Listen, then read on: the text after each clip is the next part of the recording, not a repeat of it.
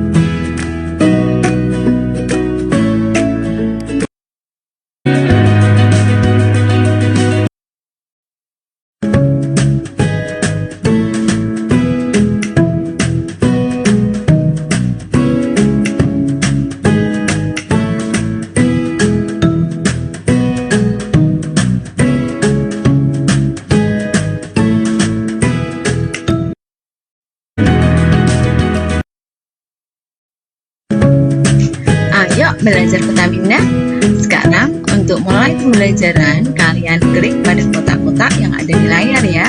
Untuk mengetahui pengertian, silakan diklik pengertian. Untuk mengetahui contoh dari petaminda berdasarkan tema, kalian bisa klik contoh berdasarkan tema. Yuk mulai.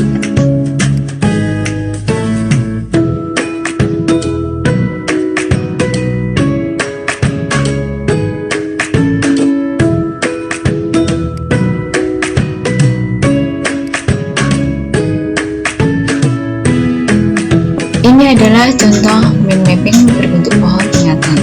Untuk contoh yang lain bisa kita klik contoh yang kedua, mind mapping berbentuk bercabang seperti cabang pohon. Kemudian contoh yang lain adalah mind mapping yang berbentuk seperti struktur organisasi.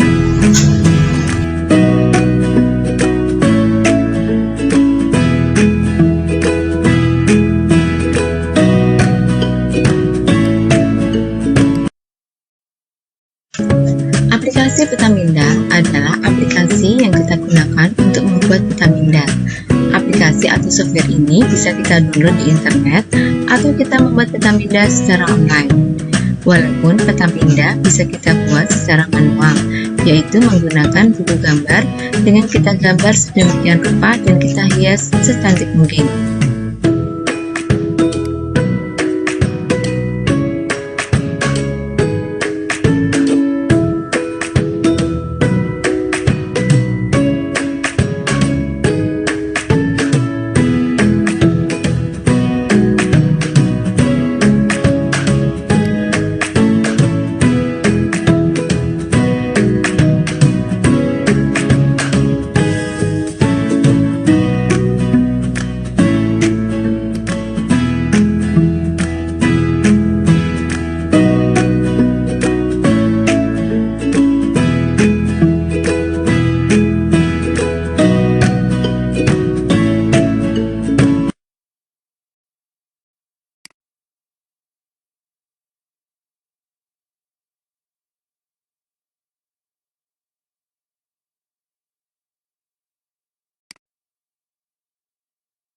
Teknik membuat petaminda bisa kalian pelajari dengan cara kalian klik gambar yang sudah diberi tanda pin, baik yang berwarna biru ataupun berwarna orange.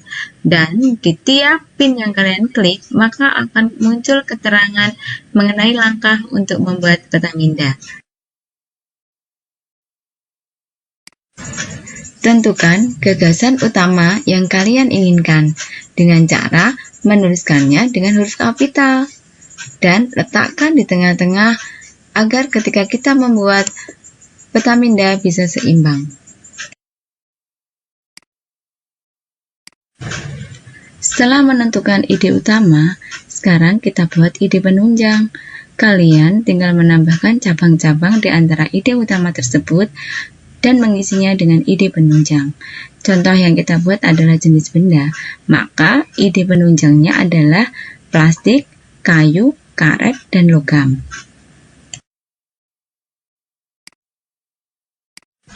Setelah membuat ide penunjang, kemudian kita membuat data pendukung.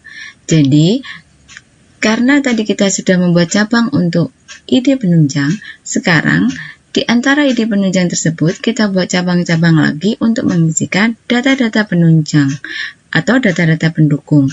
Data-data pendukung tersebut harus terkait dengan ide penunjang maupun ide utama. Sebagai contoh adalah ide utama kita adalah jenis benda. Kemudian ide pendukungnya adalah plastik, kayu, logam, dan karet.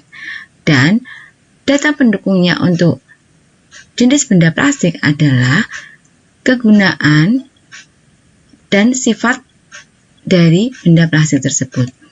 Kemudian, kegunaan tersebut bisa disebutkan diantaranya adalah untuk membuat ember, membuat tempat sampah, dan sifatnya adalah ringan, isolator, dan tidak tembus air.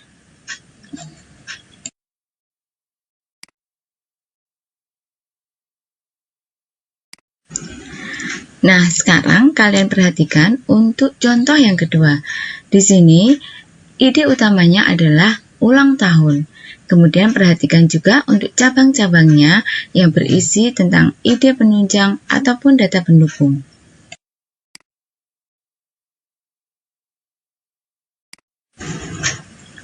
Untuk ide penunjang, yang mendukung untuk ide utama ultahku adalah diantaranya undangan, alamat, waktu, acara, makanan, dan minuman.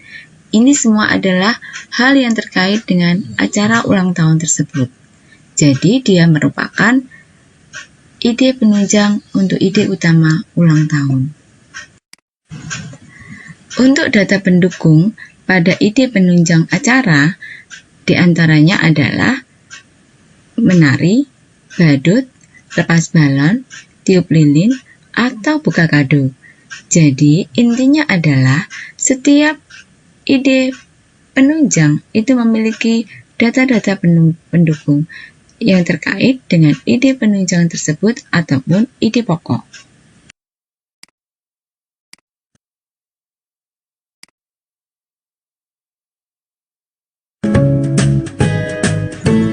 Manfaat peta minda bagi peserta didik adalah 1. Membantu dalam mempelajari konsep-konsep pokok dan proposisi, serta membantu dalam menghubungkan pengetahuan yang dimilikinya dengan pengetahuan yang sedang dipelajari.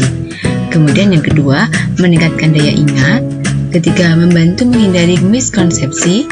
Keempat, membantu mempelajari sains secara bermakna. Kelima, efisiensi dalam penggunaan waktu. Keenam, mempercepat proses pencatatan. Dan ketujuh adalah meningkatkan kreativitas dan aktivitas peserta didik.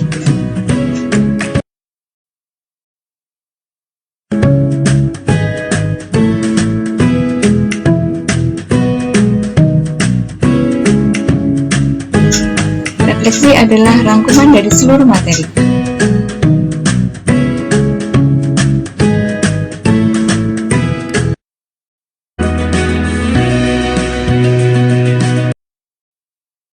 Nah, sekarang waktunya untuk mengikuti evaluasi. Karena kalian sudah mempelajari seluruh materi tentang penerapan metode peta minda, kini kalian harus mengikuti kegiatan evaluasi dengan cara klik tombol mulai di bawah ini.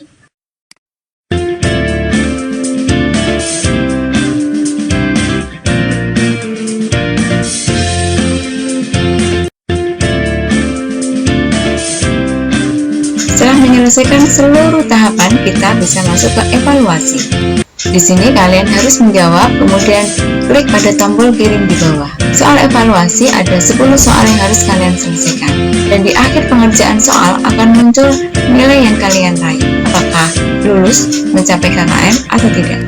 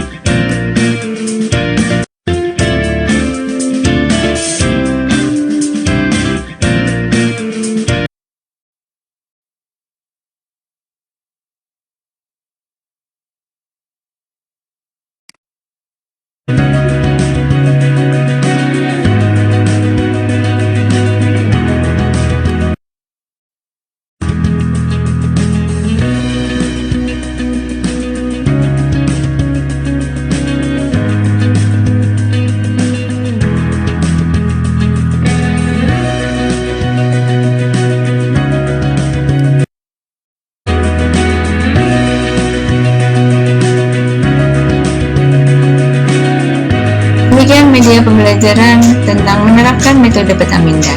See you next time.